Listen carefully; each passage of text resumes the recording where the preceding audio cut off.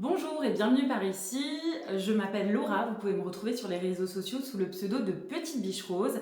Et c'est d'ailleurs sur Instagram que je vous ai proposé un défi de tricoter avec moi le bonnet zag. Le bonnet zag, c'est un bonnet qui est adapté à tous les niveaux, mais surtout aux personnes souhaitant débuter en tricot en rond, c'est-à-dire avec des aiguilles circulaires.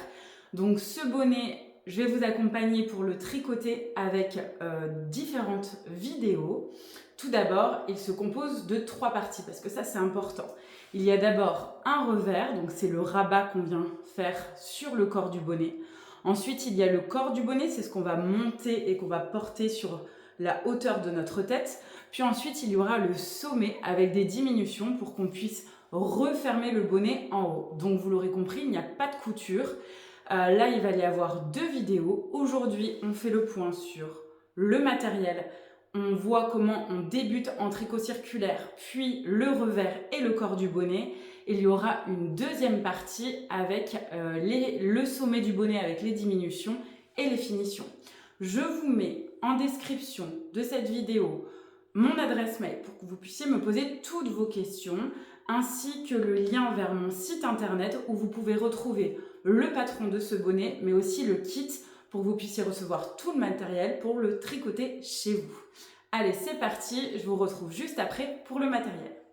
Concernant le matériel, il te faudra une paire de ciseaux, une aiguille à coudre la laine. Le bonnet ne nécessite pas de couture, cependant il faudra rentrer tes fils, un mètre pour mesurer les différentes parties et savoir quand t'arrêter sur les points que l'on va utiliser. Des anneaux marqueurs, donc ce sont ces petites épingles. Si tu n'es pas débutante, tu peux te munir de seulement 2. Si tu es débutante, je te conseille d'en prendre 11. Ça peut être des petites épingles colorées comme ceci, ou alors des épingles à nourrice classiques de couleur argentée ou dorée. Il te faudra une paire d'aiguilles circulaires en 4 mm avec un petit câble pour pouvoir tricoter aisément ton bonnet. Ici, elles font 43 cm de long. Et il te faudra de la laine, environ 2 cm pour 100 g. Il faut aussi te procurer le patron PDF du bonnet zag. Je te mets l'adresse à laquelle tu peux le retrouver juste ici. Pour cette version, j'ai décidé de tricoter le bonnet zag en double avec ces 2 qualités que je te mets en description sous cette vidéo.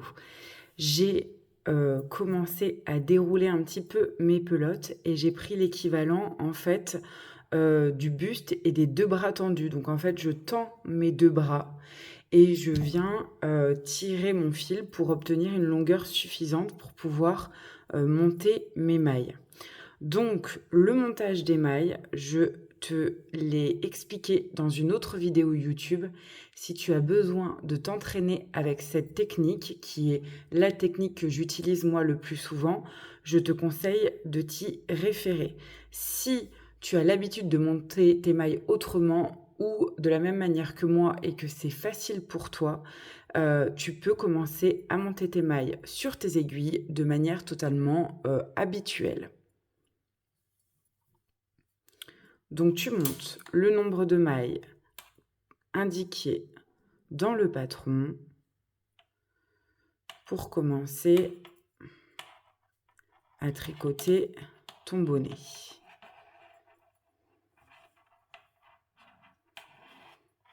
Au début, c'est pas si facile parce que les aiguilles sont petites et le câble est assez petit. Donc ça change probablement de tes aiguilles droites si tu as l'habitude de les utiliser. Donc prends ton temps, essaye d'être régulière, de ne pas trop les serrer et de ne pas trop les relâcher non plus et qu'elles soient assez homogènes en tension tout le long. J'ai monté le nombre de mailles indiqué dans le patron. Il me reste quand même pas mal de fil qui m'a permis de monter mes mailles. Je le coupe à environ une dizaine de centimètres pour pas qu'il m'encombre en fait pendant le tricot de mes mailles. Et je vais placer un anneau marqueur sur la première maille de mon rang qui va en fait être la première que j'ai commencé à tricoter ici et non celle qui a le fil attenant à la pelote, la dernière que j'ai tricotée. Donc la première que je vais tricoter, c'est la première que j'ai montée sur mes aiguilles et non pas la dernière. Donc je viens passer l'épingle autour de la maille et je viens fermer en fait ma petite épingle. Maintenant, je vais commencer à tricoter en rond, c'est-à-dire avec mes aiguilles circulaires pour former directement le tube du bonnet pour pas qu'il y ait en fait 2 coutures. Donc, comment on va faire? On va réunir la première et la dernière maille entre elles. Pour cela, d'abord, vous allez venir poser votre ouvrage devant vous et faire attention que toutes les boucles soient bien sur l'extérieur et le petit bourrelet qu'a formé là le montage des mailles soit à l'intérieur du cercle. Il ne faut pas qu'il y ait de torsion. Il ne faut pas qu'on ait ce genre de choses-là où on voit qu'en fait, j'ai les mailles à l'intérieur et puis hop, ça tourne, ça twist et ça repart ici. Moi, je veux vraiment que toutes mes mailles soient à l'extérieur sans torsion. Je vais venir donc inverser mes aiguilles, le fil attenant à la pelote est du côté droit et la première maille que j'ai montée est du côté gauche. Plutôt que de venir tricoter comme ceci, donc la dernière maille que j'ai montée et repartir dans l'autre sens comme un tricot à plat, là je vais venir donc commencer à tricoter en circulaire. Donc en faisant attention à ne pas avoir de torsion. C'est une maille en vert que je veux en premier. Je viens passer le fil attenant à la pelote à l'avant de l'ouvrage et je vais venir piquer, donc en faisant attention que je n'ai aucune rotation sur mes mailles, comme si j'allais la tricoter à l'envers dans la première maille de l'aiguille de gauche, comme ceci. En fait, comme une maille en vert classique, simple. Hop. Voilà. Là, je viens de réunir la première maille montée avec la dernière maille montée pour pouvoir tricoter en rond. Et là, vous voyez, ça forme bien un cercle qui est donc clos par le fait d'avoir tricoté la première et la dernière à côté. Maintenant, on va réaliser donc la bordure en point de côte 1-1. Donc, on va venir tricoter, la première est à l'envers, la suivante va être à l'endroit. Et on va alterner une maille envers, une maille endroit, une maille envers, une maille endroit. Comment on se repère pour savoir si on a fini un tour? J'ai mis l'épingle sur la première maille qui montre la première maille au début de mon rang. Donc la dernière maille, ce sera celle juste avant l'épingle. Donc là, par exemple, mon marqueur rose, il est sur celle-ci. Donc la dernière, ce sera celle-là. Et donc, quand vous aurez fait un tour complet, c'est quand vous serez arrivé sur la maille juste avant l'épingle. J'ai terminé mon premier rang en point de côte 1-1.